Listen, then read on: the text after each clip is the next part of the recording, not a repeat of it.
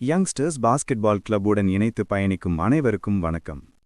இன்று உலகம் முழுவதும் கோடிக்கணக்கான ரசிகர்களைக் கொண்ட ஒரு விளையாட்டு.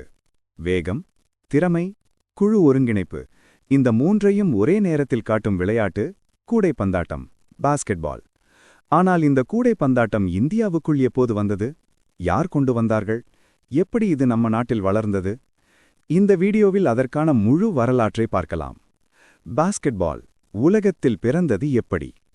1891ஆம் ஆண்டு அமெரிக்காவின் மாசச்சூசெட்ஸ் மாநிலத்தில் ஒரு குளிர்காலம். மாணவர்கள் உடற்பயிற்சி செய்ய முடியாமல் சலித்துக் கொண்டிருந்தனர். அப்போது உடற்கல்வி ஆசிரியராக இருந்த டாக்டர் ஜேம்ஸ் நைஸ்மித் ஒரு புதிய விளையாட்டை உருவாக்கினார். ஒரு பந்து, 2 கூடை மற்றும் சில எளிய விதிகள். அந்த விளையாட்டுதான் பாஸ்கெட்பால். சில ஆண்டுகளில் இந்த விளையாட்டு அமெரிக்காவை தாண்டி உலகம் முழுவதும் பரவ ஆரம்பித்தது. YMCA உலகம் முழுவதும் விளையாட்டை பரப்பிய அமைப்பு. பாஸ்கெட்பால் உலகம் முழுவதும் பரவ முக்கிய காரணம் YMCA, young men's Christian association. YMCA அமைப்பு கல்வி, ஒழுக்கம், உடற்பயிற்சி இந்த மூன்றையும் முக்கியமாக கருதியது. அவர்கள் பயிற்றுவிப்பாளர்களை ஆசியா, ஆப்பிரிக்கா, ஐரோப்பா எல்லா நாடுகளுக்கும் அனுப்பினார்கள். அப்படித்தான் இந்தியாவுக்குள் பாஸ்கெட்பால் நுழைந்தது.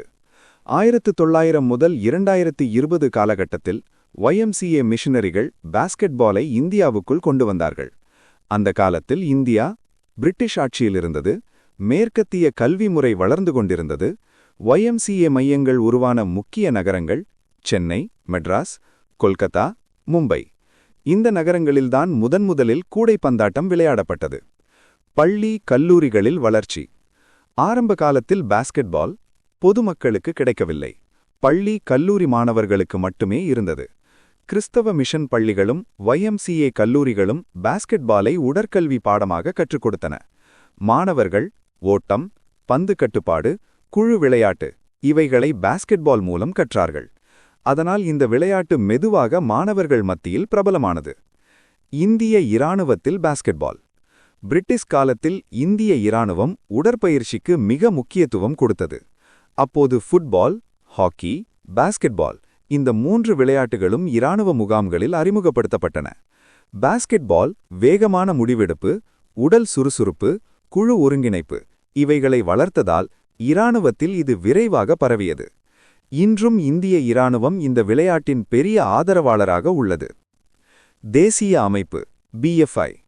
1950ஆம் ஆண்டு ஒரு முக்கியமான மாற்றம் நடந்தது. Basketball federation of India BFI உருவாக்கப்பட்டது. இதன் மூலம் மாநில பாஸ்கெட்பால் சங்கங்கள், தேசிய போட்டிகள், இந்திய தேசிய அணி முறைப்படுத்தப்பட்டன. இந்தியாவில் பாஸ்கெட்பால் ஒரு அமைப்புசார் விளையாட்டாக மாறியது. சர்வதேச போட்டிகளில் இந்திய பாஸ்கெட்பால் அணி 1951ஆம் ஆண்டு ஆசிய விளையாட்டுப் போட்டி, 1982ஆம் ஆண்டு ஆசிய விளையாட்டுப் போட்டி போன்ற சர்வதேச போட்டிகளில் பங்கேற்றது. பெரிய பதக்கங்கள் இல்லாவிட்டாலும் இந்தியாவின் பெயர் உலக பாஸ்கெட்பால் மேடைகளில் பதிவு செய்யப்பட்டது. நவீன காலத்தில் பாஸ்கெட்பால் இந்தியாவில் இன்று பள்ளிகள், கல்லூரிகள், ஸ்போர்ட்ஸ் அகாடமிகள் எங்கும் பாஸ்கெட்பால் காணப்படுகிறது. ப்ரோ பாஸ்கெட்பால் லீக் போன்ற தொழில்முறை முயற்சிகள் இந்த விளையாட்டை மீண்டும் உயிர்ப்பித்துள்ளன. NBA தாக்கம் இளைஞர்களை பாஸ்கெட்பால் பக்கம் இழுக்கிறது. ஒரு சிறிய குளிர்கால விளையாட்டாக அமெரிக்காவில் பிறந்த பாஸ்கெட்பால் YMCA மூலம், கல்வி நிறுவனங்கள் மூலம், இந்திய இராணுவம் மூலம் இந்தியாவுக்குள் நுழைந்து இன்றைக்கு ஒரு பிரபல விளையாட்டாக வளர்ந்துள்ளது. பாஸ்கெட்பால் வெறும் விளையாட்டு மட்டுமல்ல, ஒழுக்கம், குழு ஒருங்கிணைப்பு, வேகம் மற்றும் திறமை இவைகளின் கலவையாகும். இந்தியாவில் பாஸ்கெட்பாலுக்கு இன்னும் ஒரு பொற்காலம் வரும். அதில் புதிய வீரர்கள் உலக மேடையில் இந்தியாவின் பெயரை உயர்த்துவார்கள்.